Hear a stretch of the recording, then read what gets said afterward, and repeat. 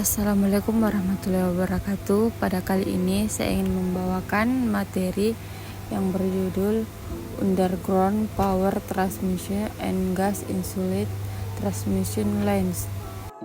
Pertama-tama saya ingin memperkenalkan diri. Nama saya Auralia Anissa dengan NIM 210204-5013 pada kelas PTE 01. Langsung saja, pokok pembahasan yang pertama underground power transmission, yaitu yang pertama konfigurasi sistem, yang kedua konstruksi saluran bawah tanah, yang ketiga pengaman kabel bawah tanah. Selanjutnya gas insulated transmission lines, yang keempat kontraksi dari gel, yang kelima pemasangan sistem gel, yang keenam keuntungan dan kekurangan gel. Underground power transmission, peningkatan kebutuhan tenaga listrik yang pesat di Indonesia menyebabkan perlu ditambahkannya kapasitas saluran transmisi yang diiringi juga dengan bertambahnya pembangkit baru. Transmisi daya bawah tanah mengacu pada praktik mentransmisikan daya listrik melalui kabel atau saluran bawah tanah.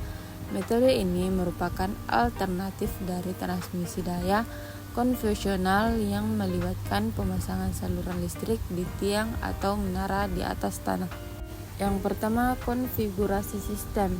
Sistem berurutan.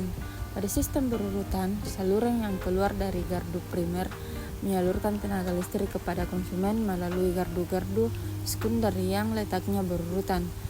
Pemutus beban dipasang pada setiap ujung bagian saluran pada setiap gardu. Sistem banyak terminal atau multi terminal. Sistem banyak terminal menyerupai sistem berurutan di atas. Perbedaannya adalah bahwa di setiap saluran dihubungkan dengan trafo, sedang pemutus beban hanya dipasang pada ujung gardu primer. Pada sistem berurutan, suatu saluran selalu merupakan penghubung antara dua gardu. Selanjutnya, sistem rangkaian tertutup. Pada sistem rangkaian tertutup atau loop, gardu-gardu dihubungkan satu sama lain sehingga semuanya berbentuk rangkaian yang tertutup. Sistem ini secara ekonomis menguntungkan pada rasional karena gangguan terbatas pada saluran yang terganggu saja. Sistem jaringan atau spot network menyerupai sistem banyak terminal. Perbedaannya adalah pada gangguan yang terjadi. Artinya, apabila terjadi gangguan pada sesuatu saluran atau trafo, maka pelindung jaringan atau network protector sekunder akan bekerja dan memutuskan aliran pada saluran yang terganggu. Selanjutnya, sistem radial. Pada sistem radial, sebuah gardu primer menyalurkan tenaga listrik secara radial melalui gardu-gardu sekunder kepada konsumen. Baik, selanjutnya konstruksi saluran bawah tanah. Ada 4, yaitu yang pertama pemasangan kabel bawah tanah, yang kedua persilangan kabel bawah tanah, yang ketiga penyambungan kabel bawah tanah, yang kelima terminating kabel bawah tanah. Selanjutnya pengaman kabel bawah tanah. Disebabkan bahwa jaringan distribusi bawah tanah kebanyakan merupakan feeder radial dengan sumber daya terletak pada satu ujung saja, sehingga untuk pengamanannya cukup digunakan relay atau lebih saja.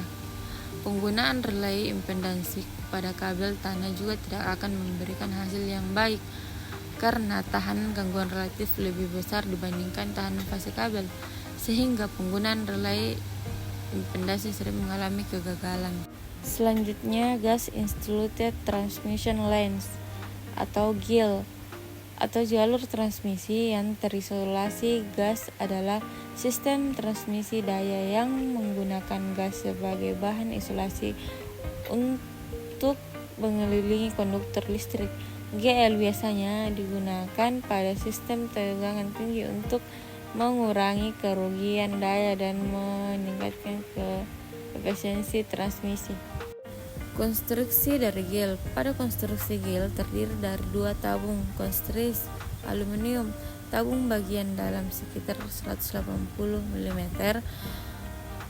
diameter dan mempunyai penampang 5400 mm.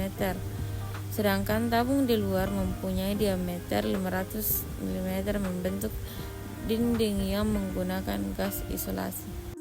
Selanjutnya, pemasangan sistem gil. Terdapat dua cara pemasangan dari sistem gil, yaitu yang pertama pemasangan di atas tanah dan yang kedua pemasangan di dalam terowongan. Baik, selanjutnya keuntungan dan kerugian gil. Keuntungan, daya yang ditransmisikan besar, loss dari transmisi yang rendah, kapasitansi yang rendah, risiko gangguan dari luar rendah, efek medan magnet rendah. Kerugian pada gil, biaya investasi yang mahal, kontaminasi partikel menurunkan keandalan isolasi dari gil, sulitnya mencari kegagalan pada konduktor. Baik, itu tadi hasil dari materi yang saya sampaikan. Lebih dan kurangnya mohon dimaafkan. Wassalamualaikum warahmatullahi wabarakatuh.